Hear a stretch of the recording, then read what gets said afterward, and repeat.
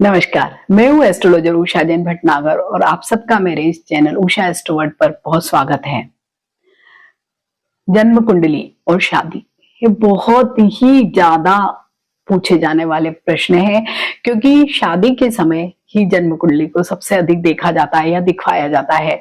तो हमारी कुंडली में 12 भाव हैं, तो प्रत्येक भाव के साथ कोई ना कोई एक रिश्ता जुड़ा हुआ है।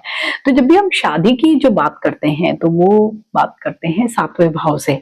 जो भी कुंडली का जो 7वां भाव है वो स्पाउस का भाव या पार्टनरशिप का भाव भी माना जाता है। यहीं से हम देखते हैं कि जो भी हमारा पार्टनर होगा वो कैसा होगा, क्या उसके ट्रेट्स होंगे, मीन्स उसकी लुक्स कैसी होगी, वो किस पर्टिकुलर विदेश में होगा, जॉब में होगा या गवर्नमेंट सेक्टर में होगा, प्राइवेट सेक्टर में होगा, उसकी नेचर कैसी होगी, उसकी फैमिली कैसे होगी। ऐसी बहुत सारी चीजों को हम जान जाते हैं केवल और केवल 7वें भाव से, क्योंकि 7वां भाव ही स्पाउस का भाव है। जो भी हमारे पार्टनर है, मेल है तो फीमेल, फीमेल है तो मेल, इस तरह की स्थितियों को दिखाता है। क्योंकि 7वां भाव क्या है, जो हमारा लग्न होता है उसके जस्ट सामने वाला भाव, मीन्स हमारा लग्न, लग्न में सेल्फ, हम, इसी का रिफ्लेक्शन है 7th हाउस। तो हमारा जो भी जीवन साथी होता है वो एक तरह का रिफ्लेक्शन तो नहीं कह सकते हैं, लेकिन जो एक हम कहते हैं ना कि गाड़ी के 2 पहिए, तो पहला भाव 7वां भाव एक गाड़ी है, जीवन रूपी गाड़ी है और उसके ये 2 पहिए हैं। तो इसलिए 7वां भाव ऐसे माना जाता है कि आम लोगों का, जनता का होता है, और पहला भाव होता है राजा का या सूर्य का। तो यहाँ पर जिसका भी हम चार्ट देख रहे हैं तो उसको राजा या प्रजा में तो हम डिवाइड नहीं कर रहे हैं। यहाँ पर हम सेल्फ, लग्न यानी हम, और 7वां भाव यानी जो भी हमारी जिंदगी में आने वाला है उसके बारे में जान सकते हैं। तो यहाँ पर अगर कोई भी स्टार बैठा है, कोई ना कोई स्टार अधिकांश लोगों की कुंडली में होता है, कई लोगों की कुंडली में नहीं होता है, केवल राशि का ही नंबर लिखा होता है। लेकिन यहाँ पर मैं आपसे बात करूंगी कि अगर आपके 7th हाउस में कोई पर्टिकुलर स्टार है तो उसका क्या क्या फल हो सकता है, और आपका जो पार्टनर है वो किस तरह का हो सकता है, आप खुद भी जान सकते हैं और देख सकते हैं। तो अपनी जन्म कुंडली को निकालिए और इस वीडियो के साथ उसे भी देखते जाइए, तो आपको बहुत सारी बातें मालूम पड़ जाएगी। आप अगर शादी नहीं हुई है तो आप अपने जो भावी जीवन साथी उसके बारे में जान सकते हैं, और अगर आपकी शादी हो भी गई है तो भी आप अपने जीवन साथी के बारे में कई जानी अनजानी बातें जान सकते हैं। अगर आपका लग्न अच्छा नहीं है तो वो क्योंकि डायरेक्ट देख रहा है 7th भाव को, तो आपका रिफ्लेक्शन ही अगर अच्छा नहीं है तो आप में कुछ न कुछ कमियां अवश्य ही होगी, जो मैरिड लाइफ के लिए बड़े ही प्रॉब्लम क्रिएट कर सकती है। इसके अलावा अगर लग्न अच्छा नहीं है तो आप लो सेल्फ स्टीम के हो सकते हैं और आप बेड रिलेशनशिप को अट्रैक्ट कर सकते हैं, जो आपकी मैरिड लाइफ को खराब कर सकते हैं। तो कुंडली के 7वें भाव में आप भी अपनी कुंडली देखिए, अगर 7वें भाव में सूर्य है तो आपका जो भी लाइफ पार्टनर होगा वो बहुत इगोइस्टिक होगा। हालांकि उसकी एडमिनिस्ट्रेटिव लीडरशिप क्वालिटीज होंगी, स्किल्स अच्छी होंगी, लेकिन 7वें भाव में सूर्य को पसंद नहीं आता है कि लोग उसे जज करें या उसे बताए कि आपको ये करना चाहिए, ये नहीं करना चाहिए, क्योंकि सूर्य तो राजा है और 7वां भाव है आम जनता का। तो यहाँ पर सूर्य इस भाव में जब भी आ जाता है तो रिलेशनशिप्स को जला देता है, क्योंकि सूर्य यूं भी फायर एलिमेंट है, और ऐसे लोगों का जो सोशल स्टेटस होता है वो बहुत अच्छा होता है। अगर आपका पति या पत्नी कोई भी यहाँ पर सूर्य है इसमें, तो उनका सोशल स्टेटस आपसे बेटर हो सकता है, बशर्ते कि यहाँ पर सूर्य पर किसी भी नीच ग्रह की दृष्टि नहीं हो। अदरवाइज क्या होगा, जो आपके लाइफ पार्टनर की इमेज होगी या उनका जो सोशल स्टेटस होगा वो थोड़ा सा खराब होने की आशा रहती है। साथ ही अगर यहाँ पर सूर्य होता है तो ज्यादातर आप ये मानकर चलिए कि आपका जो भी पार्टनर है गवर्नमेंट सेक्टर से हो सकता है। अगर वो गवर्नमेंट सेक्टर में नहीं भी है, प्राइवेट सेक्टर में ही कार्य करता है, तो भी वो कोई ऐसे बड़े पद पर होगा कि लोग उसके अंडर में कार्य करते होंगे, या ज्यादातर वो मैनेजमेंट में होते हैं या एडमिनिस्ट्रेशन में भी होते हैं। ऐसे लोगों की जब भी सूर्य 7वें भाव में होता है तो चश्मा जरूर लगा होता है, क्योंकि आंखों से संबंधित कुछ न कुछ रोग उनको अवश्य ही होते हैं। अगर चंद्रमा 7th भाव में है तो इन लोगों की रिलेशनशिप में बहुत फ्लक्चुएशन होता है, मूड स्विंग्स होते रहते हैं पार्टनर के। अगर मूड बदलता है तो रिश्ता भी बदलता है। मीन्स कभी तो आपकी रिश्ते बहुत अच्छे होंगे, बहुत हैपनिंग होंगे, बहुत हैप्पी डेज होंगे, कभी कभी बहुत हॉट टॉक्स होंगे। तो जब भी चंद्रमा सप्तम भाव में होता है तो जो भी आपका पार्टनर है तो बहुत अच्छा गुड लुकिंग होगा। इन जनरल जब भी सप्तमेश चंद्रमा होता है तो जो भी आपका पार्टनर है थोड़ा सा ओबेस्ट मीन्स मोटा होता है, खान पान का शौकीन होता है, उसमें कई सारे क्वालिटीज ऐसे होते हैं जो आर्ट की तरफ ले जाते हैं। ऐसे लोग बहुत अच्छे सिंगर्स भी होते हैं या किसी न किसी प्रकार के ड्राइंग, पेंटिंग या जितने भी तरह के आर्ट के जो भी स्किल्स होते हैं उन लोगों में जरूर होते हैं। तो यहाँ पर चंद्रमा की वजह से पार्टनर आपको अच्छा तो मिलता है, लेकिन बस उसको मूड स्विंग्स बहुत ज्यादा होते हैं और बहुत फ्लक्चुएशन जब मूड में होता है तो थोड़ी सी मैरिड लाइफ में भी प्रॉब्लम्स आ जाती है। इसके लिए हम अन्य ग्रहों को भी देखते हैं, लेकिन यहाँ पर अगर सप्तमेश चंद्रमा है तो इन जनरल इस तरह के ट्रेड्स आपके जीवन साथी में अवश्य ही होंगे। यही सप्तम भाव में अगर बुध है तो ऐसे लोग बहुत टॉकेटिव होते हैं, इन्हें बहुत बातें करना पसंद होता है। तो इन लोगों का जो सेंस ऑफ ह्यूमर है वो भी बहुत अच्छा होता है और ये लोग इंटेलिजेंट भी होते हैं, प्लस इनकी कैलकुलेशन बड़ी अच्छी होती है। तो अगर सपोज आप पुरुष है और आपकी जो भी वाइफ होगी तो वो आप देखेंगे कि जो घर का मैनेजमेंट होता है, विशेषकर फाइनेंशियल मैनेजमेंट जो होता है, बहुत शानदार करेंगी। मीन्स आप भले ही उन्हें बहुत कम पैसे भी देंगे तो भी वो घर को बहुत अच्छे से मैनेज कर लेगी, रिलेशनशिप को मेंटेन कर लेगी, साथ ही आपकी जो भी एक्सटेंडेड फैमिली उनके साथ भी अपने रिश्तों को बहुत अच्छा बना लेगी। क्योंकि जब भी सप्तम भाव में बुध होता है तो ऐसे लोग कोई भी चीज को थोड़ा सा मजाक में ले लेते हैं और बहुत ही अगर कठिन परिस्थितियां भी है या कोई ऐसी टफ सिचुएशन है तो वहां पर भी हंसी मजाक के द्वारा या बातचीत के द्वारा चीजों को थोड़ा सा लाइटर मोड में ले जाती हैं या ले जाते हैं। मीन्स दोनों ही वाइस वर्सा। तो अगर यहाँ पर सप्तमेश अगर बुध है तो आप मानकर चलिए कि आपका जो वैवाहिक जीवन है बहुत अच्छा ही रहेगा। तो अगर कोई आपके पास भी ऐसी कोई पत्रिका आती है और सप्तमेश में बुध आता है तो आपको बहुत ज्यादा चीजों के बारे में नहीं सोचना चाहिए। हालांकि अदर ट्रेड्स भी देखने चाहिए, लेकिन फिर भी अगर ओवरऑल अगर देखेंगे मैरिड लाइफ कैसी रहेगी तो इन लोगों की मैरिड लाइफ बहुत शानदार रहती है। शुक्र तो प्यार मोहब्बत मैरिड लाइफ के लिए बड़ा ही इंपॉर्टेंट है, लेकिन यहाँ पर सप्तम भाव में अगर शुक्र आता है तो मैरिड लाइफ थोड़ी सी फीकी हो जाती है। हालांकि जो आपका पार्टनर है वो बहुत ज्यादा अट्रैक्टिव होता है, बहुत ब्यूटीफुल, खूबसूरत भी होगा या हैंडसम होगा, जैसे मेल फीमेल के हिसाब से उसकी आंखें बड़ी अट्रैक्टिव होगी, घर वो बहुत सजा के रखेंगे, मकान उन लोगों का बहुत अच्छा रहेगा, मतलब हाई एंड चीजें उन लोगों को पसंद होगी। ऐसे लोग दिखावा भी बहुत अधिक करते हैं। लेकिन सप्तम भाव में जब भी शुक्र होता है तो जैसे अपने ही भाव की हानि नहीं करता, बिल्कुल वैसी स्थितियां आ जाती है कि इन लोगों के जीवन में बहुत अधिक शांति नहीं रहती है। क्योंकि जो भी पार्टनर होगा बहुत गुड लुकिंग होगा, प्लस उसको जो उनका जीवन स्तर है वो भी बहुत उच्च का होता है। इसी वजह से पति पत्नी के बीच में तनाव वाली स्थितियां बहुत हो जाती है। और अधिकांश तौर पे अगर मंगल की स्थितियां अच्छी नहीं है या बुध भी कहीं पे अगर सपोर्ट करता है तो ऐसे लोग क्योंकि गुड लुकिंग होते हैं, उनको जीवन जीने का, एक स्वच्छंद जीवन जीने का भी उनको मन होता है, तो उनके व्यक्तिगत जीवन में कहीं ना कहीं थर्ड पर्सन के आने की भी संभावना होती है और उसी वजह से उनके जीवन में कई सारी परेशानियां आ जाती है। तो शुक्र का सप्तमेश होना बहुत अच्छी स्थितियों को नहीं दर्शाता है मैरिड लाइफ के लिए। अगर सप्तम भाव में मंगल है तो आप प्रबल मंगली हो गए, तो ये शादी के लिए बिल्कुल भी अच्छा नहीं माना जाता है। क्योंकि मंगल प्यार मोहब्बत का स्टार नहीं है, ये तो लड़ाई वाला एक स्टार है। और ऐसे लोग का जो नेचर होता है बहुत इंपल्सिव होता है, बहुत आर्ग्यूमेंट करने वाला है और बहुत अडामेंट इन नेचर भी होते हैं। बहुत जल्दी जल्दी छोटी छोटी बात पे भी इनको गुस्सा आता है। तो ऐसे में जब भी मैरिड लाइफ में हम दोनों पार्टनर्स की अगर बात करते हैं और एक पार्टनर को बार बार हर छोटी छोटी बात पे ही गुस्सा आ रहा तो क्या होगा, दूसरा पार्टनर भी कभी ना कभी रिएक्ट करेगा। तो ज्यादातर जब भी सप्तमेश मंगल होता है तो मैरिड लाइफ अच्छी नहीं होती है। क्योंकि इसीलिए कहा जाता है कि जो भी मांगलिक व्यक्ति है, क्योंकि सप्तम भाव में अगर मंगल है तो आप मांगलिक हुए और आप स्ट्रांग मंगल भी हो गया ये, तो पार्टनर को भी अगर मांगलिक हुआ तो ही वो आपके मंगल की एनर्जी को झेल सकेगा।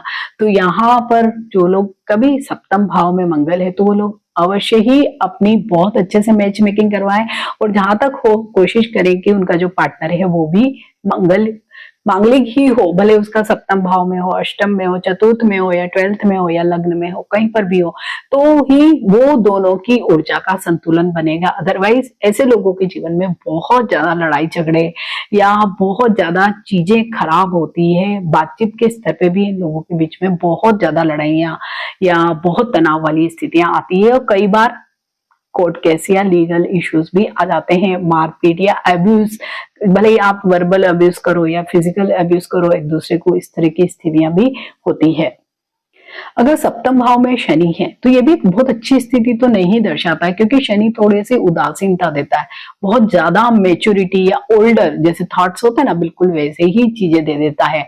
अगर शनि अगर वक्री भी हो तो और भी अधिक अलग तरह की चीजें हो जाती है। और विशेषकर ये देखा है कि वक्री शनि अगर सप्तमेश है तो जो अपने से नीचे वाले जो लोग होते हैं उनसे भी लोगों के कनेक्शन बन जाते हैं। तो यहाँ पर शनि एक तरह से प्रीचर का भी काम करता है कि बहुत ज्यादा उपदेश देने वाला ऐसे लोगों का नेचर हो जाता है। उनका जो लाइफ स्टाइल होता है, रहन सहन का जो तरीका होता है वो भी बहुत अच्छा नहीं होता है। इससे भी दोनों पार्टनर के बीच में कुछ न कुछ चीजें गड़बड़ हो जाती है या मन उठाव वाली स्थितियां आती है। साथ ही अगर शनि यहाँ होता है तो जो भी आपका पार्टनर है वो बहुत ज्यादा कंजूस या जिसे हम कहते हैं कि बहुत सोच समझ के खर्च करने वाला होता है, या जीवन के जो बहुत छोटे छोटे से सुख हैं उनको भी इंजॉय नहीं करता है। तो शनि का भी यहाँ पर सप्तमेश होना बहुत अच्छी स्थिति नहीं मानी जाती है। यहीं पे अगर बृहस्पति है तो बहुत अच्छी स्थिति मानी जाती है, क्योंकि जो भी आपका लाइफ पार्टनर होगा वो सोबर होगा, सिंसियर होगा, मीन्स गंभीर प्रकृति का होगा, एक तरह से वो टीचर जैसा ही होगा। तो इसमें दूसरे स्टार्स को भी जरूर देखना चाहिए, क्योंकि बृहस्पति अगर सप्तमेश होता है तो कई बार ऐसे होता है कि आपको अगर बहुत बार बार कोई ज्ञान दे रहा है या बहुत हर छोटी बात पे समझाइश दे रहा है तो भी आपको अच्छा नहीं लगता है। तो यहाँ पे हमको शुक्र और मंगल की स्थितियों को भी देखना पड़ता है। लेकिन फिर भी बृहस्पति अगर सप्तमेश है तो जो भी आपका पति या पत्नी है, जो भी स्पाउस है, वो थोड़े से गंभीर प्रकृति का होगा, धर्म में उसकी रुचि होगी, परिवार को जोड़ कर रखने वाला उसका स्वभाव होगा और जो खर्च करने का जो तरीका होगा ना वो भी बहुत बैलेंस होगा। ऐसे लोग धार्मिक कार्यों में भी बहुत ज्यादा व्यय करते हैं, या ऐसे कई लोगों की मतलब विशेषकर मैंने महिलाओं को देखा है कि जिनके भी पति इस तरह के हैं तो वो थोड़ा सा ज्यादा ही सत्संग या इस तरह की चीजों में इंटरेस्ट लेने लगते हैं। और सेम वही महिलाएं भी अगर होती तो बहुत ज्यादा पूजा पाठ या व्रत उपवास या त्योहार मनाती है। इस तरह की स्थितियां जब भी सप्तमेश गुरु होता है या बृहस्पति होते हैं। तो अगर सप्तमेश राहु है और वो भी अकेला, तो आपका जो भी पार्टनर होगा वो ज्यादा चांसेस है कि इंटरकास्ट मैरिज होने के, बहुत ज्यादा इंटर रिलीजन मैरिज भी होती है, कई बार विदेशी भी आपका पार्टनर होता है। और इन जनरल इन लोगों को अपने पार्टनर से धोखा मिलता है और ये लोग बहुत ऑब्सेसिव इन नेचर होते हैं, साथ ही रहस्य रखने वाले होते हैं। तो जब भी कोई रहस्य रखने वाले स्वभाव का आपका पार्टनर होगा तो अधिकांश तौर पर ऐसे लोग किसी न किसी गुप्त कार्य से जुड़े होते हैं या गुप्त संबंधों में लिप्त रहते हैं। और जब गुप्त संबंधों को हम एक्स्ट्रा मैरिटल अफेयर से ही बोलते हैं और वो आपकी मैरिड लाइफ में कभी न कभी तूफान लाते ही हैं। तो अगर सप्तमेश केवल राहु है तब भी बिल्कुल अच्छी स्थिति नहीं मानी जाती है। और ऐसे केस में आपको अदर स्टार्स को देखना भी बहुत जरूरी है। यहाँ पे हम पंचम को भी देखते हैं, लग्न को भी देखते हैं, अष्टम को भी देखते हैं, तब जाके फोर्थ हाउस को भी देखते हैं और फिर जाके कोई निर्णय लेते हैं, क्योंकि बहुत सारी कुंडली में सप्तमेश राहु होता है। वहीं पे अगर सप्तम भाव में केतु है तो वो भी बहुत अच्छी स्थितियों का निर्माण नहीं करता। केतु ऐसे भी डिटेचमेंट शो करता है और ऐसे लोग को हमेशा किसी न किसी सहारे की जरूरत होती है और वो अपने पार्टनर में ही वो सहारा ढूंढते रहते हैं।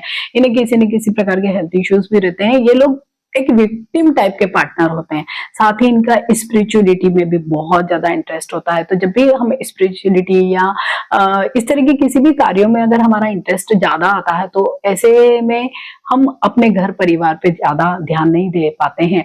कई केतु जब सप्तम भाव में है, ऐसी महिलाओं के मैंने चार्ट देखे हैं, तो ऐसी महिलाओं को घर गृहस्थी में बहुत इंटरेस्ट नहीं आता है। उनको थोड़ा सा धर्म में ज्यादा रुचि होती है, या वो अपने पारिवारिक जीवन के प्रति बहुत उदासीन होते हैं। अगर पुरुषों में भी ये स्थिति को देखेंगे, केतु सप्तम भाव में है, तो ज्यादातर एक पर्टिकुलर लेवल के बाद उनका जो भी मैरिड लाइफ में या सेक्सुअल लाइफ में उनकी इंटरेस्ट कम हो जाती है, और वो उनके जीवन में एक प्रॉब्लम क्रिएट करने वाला ही समय होता है। वहीं पे अगर 7वें भाव में मंगल और शनि दोनों आ जाए, मंगल आग है, शनि वायु है, मीन्स आग को हवा देने वाले दो स्टार एक साथ सप्तम भाव में स्पाउस के हाउस में है, तो रिलेशनशिप में बहुत कंट्राडिक्शन होते हैं, बहुत दुश्मनी होती है। ऐसे लोग के दूसरे लोग भी बहुत दुश्मन होते हैं, और यहाँ पे आपका जो लाइफ पार्टनर है वो खुद ही आपका दुश्मन बन जाता है। ऐसे लोगों के जीवन में जरूर कुछ ना कुछ लीगल इश्यूज बनते ही हैं। वहीं पे 7वें भाव में अगर मंगल और शुक्र हो, तो ऐसे लोग भी एक्स्ट्रा मैरिटल अफेयर्स में बहुत ज्यादा इन्वॉल्व होते ही हैं, और विशेषकर फिजिकल इनको ज्यादा इंटरेस्ट होता है। वहीं 7वें भाव में राहु और शनि हो, तो भी ऐसे लोग अपने से नीचे, भले आपके कोई कर्मचारी है, हाउस हेल्पर हैं, या कई लोग ऐसे पुरुषों को देखा है कि वो किन्नरों से भी संबंध बनाने में रुचि लेते हैं। वहीं पे 7वें भाव का स्वामी 7th हाउस में अगर कोई नंबर लिखा है और उसका स्वामी किस राशि का किस भाव में है, ये बात भी बहुत अधिक मायने रखती है।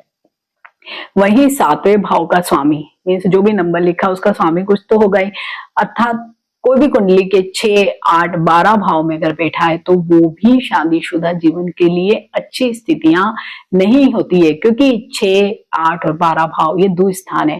तो शादी के बाद हो सकता है कि शादी हो जाए, चीजें ठीक भी रहे, लेकिन कुछ समय के बाद आपके जीवन साथी की वजह से ही आपके जीवन में बहुत सारे प्रॉब्लम्स आ सकते हैं। वहीं पे अगर 7वें भाव में कोई वक्री ग्रह है, तो हमेशा आपको पास्ट लाइफ के कुछ न कुछ आप बैगेज लेके आए, कुछ मेमोरीज होगी जो इस जन्म में भी कुछ वैवाहिक जीवन में कुछ न कुछ आपको बातें याद आती ही रहेगी। वहीं पे 7वें भाव का स्वामी शत्रु राशि का है, और वो 6, 8 या 12 भाव में बैठ गया है, तो भी वैवाहिक जीवन खराब होने की बहुत ज्यादा संभावना होती है।